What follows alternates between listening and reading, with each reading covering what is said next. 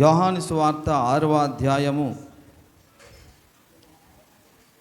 65వ వచనం చదివాము. మరియు ఆయన తండ్రి చేత వానికి కృప అనుగ్రహింపబడకుంటే ఎవడునూ నా యొద్దకు రాలేడని ఈ హేతువుని బట్టి మీతో చెప్పితినను. పిల్లరా, తండ్రి చేత కృప అనేది మనకు అనుగ్రహించబడాలి. దేవుని యొక్క కనికరం అనేది మన మీద ఉండాలి. దేవుని యొక్క కృపా కనికరము మన మీద లేకపోతే మనం యేసయ్య దగ్గరికి వెళ్ళలేము. అర్థమైందా మీకు?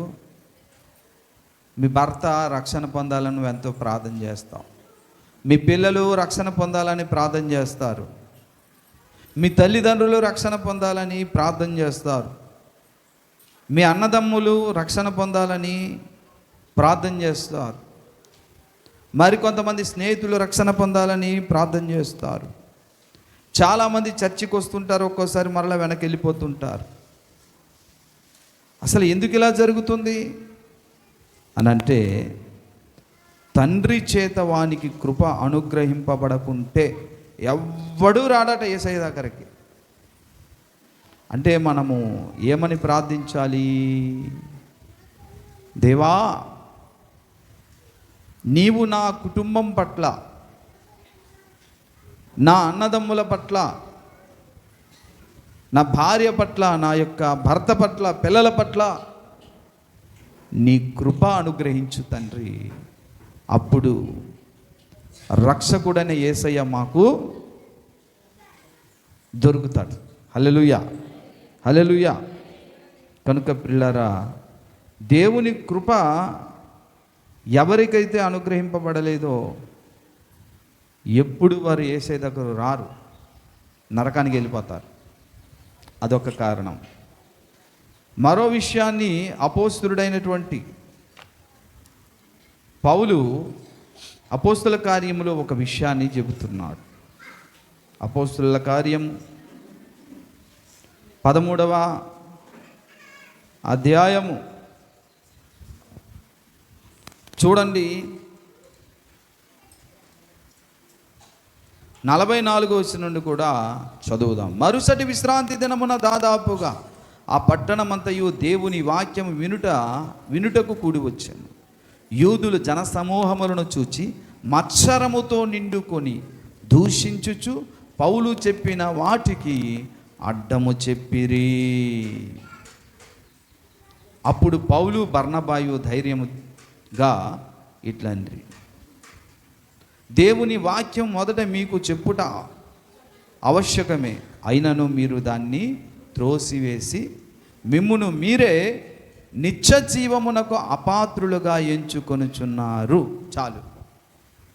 చూసారా, దేవుని వాక్యానికి త్రోసేసిన వారట, దేవుని సన్నిధిని త్రోసేసిన వారట, వారు నిత్య జీవానికి అపాత్రులట. అర్థమైందమ్మా? వింటున్నారా? మరియమ్మ గారు, గౌరమ్మ, లక్ష్మమ్మ గారు, అహరోన్ గారు, దేవుని వాక్యాన్ని త్రోసేస్తే నిత్య జీవానికి మీరు అపాత్రులట. అంటే నిత్య జీవం మీకు ఉండదు. ఏముంటుంది? ఇక నిత్య మరణమే, నిత్య నరకమే. అందుకనే పిల్లారా, మనకు, మన కుటుంబీకులకు కావలసినది మనం ఇది అడగాలి. ఎప్పుడు కూడా ఉద్యోగం అడుగుతావు, బట్టలు అడుగుతావు, ఆరోగ్యం అడుగుతావు, ఇల్లు అడుగుతావు, వాకిలు అడుగుతావు, ధనం అడుగుతావు. కానీ దేవా, నా కుటుంబం పట్ల నీ కృప అనుగ్రహించు తండ్రి అని అడగాలి.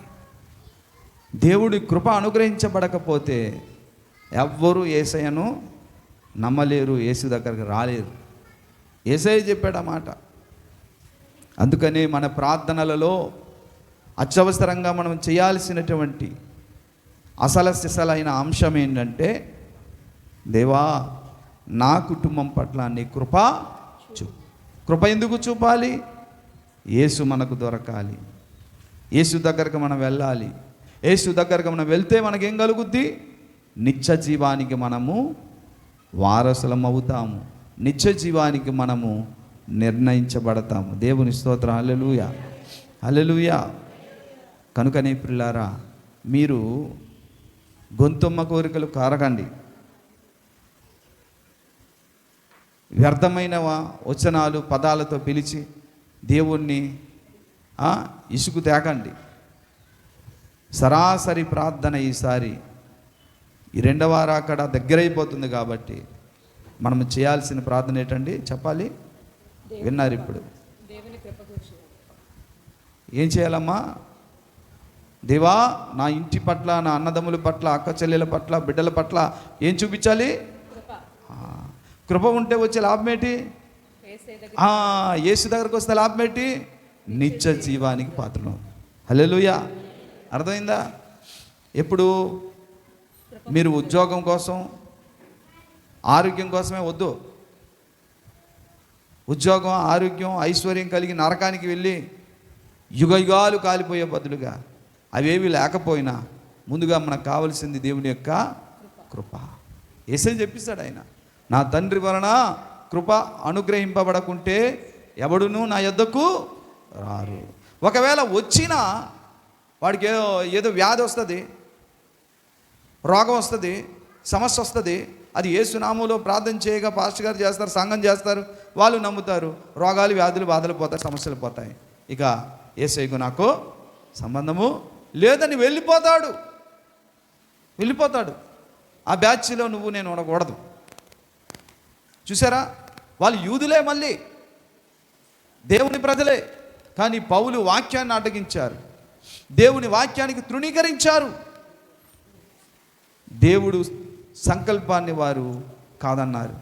అందుకని పౌలుని బర్నబా ఏమన్నారంటే వాళ్ళకి, అయ్యో మీరు నిత్య జీవానికి అపాత్రులుగా మిమ్మల్ని మీరే ఎంచుకుంటున్నారు, అది మీ కర్మ అన్నాడు ఆయన. కాబట్టి పిల్లారా, మనలో చాలామంది దైవ సన్నిధి నిర్లక్ష్య పెడతారు, వాక్యానికి నిర్లక్ష్య పెడతారు, వినరు, ఎదిరిస్తారు. ఇలా కూడా నిత్య జీవానికి వారు అపాత్రులు అవుతారు. ఎక్కడుంది ఇప్పుడు మనం చదివింది?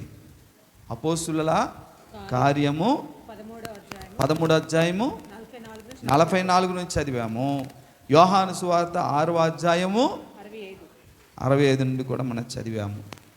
కాబట్టి ప్రతిని బిడ్డలారా, మన ప్రార్థనాంశాలలో మన కుటుంబం కొరకు మనం ప్రార్థన చేయాల్సినటువంటి ఏకైక అంశం ఏంటంటే, దేవా నా ఇంటి పట్ల, నా బిడ్డల పట్ల కృప చూపు అంటే యేసయ్య మనకు దొరుకుతాడు. యేసయ్య దొరికిందంటే రక్షణ, నిత్యజీవము, దీవెన, ఆశీర్వాదం వస్తుంది.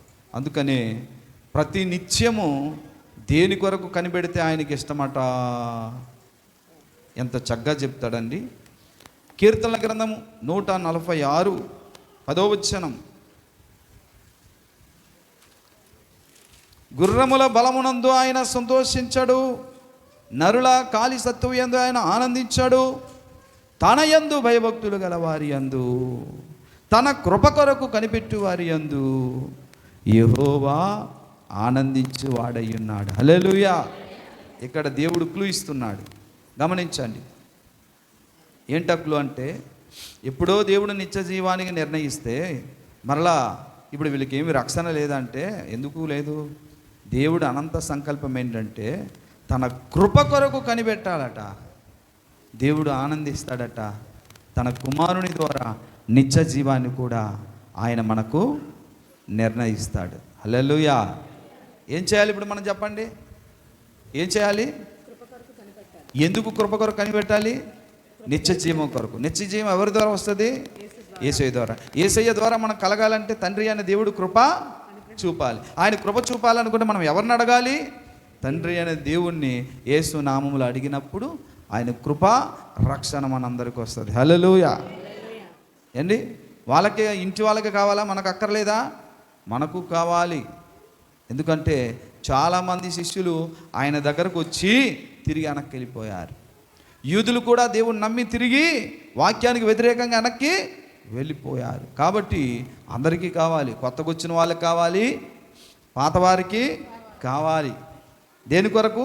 నిత్య జీవము కొరకు. కనుక ప్రియులారా, మనము కృప కొరకు కనిపెట్టాలని, మన కుటుంబీకుల కొరకు నిశ్చయముగా మనము ప్రార్థన చేయాలి. తద్వారా మనకున్న రక్త సంబంధికులకు తప్పకుండా దేవుడు మారు మనసిస్తాడు, రక్షిస్తాడు. ఎందుకంటే ఆయన కృప చూపుడు యందు ఐశ్వర్యవంతుడు. ప్రార్థన చేద్దాం, కృప కొరకు కనిపెడదాం కొద్ది 10 నిమిషాలుగా.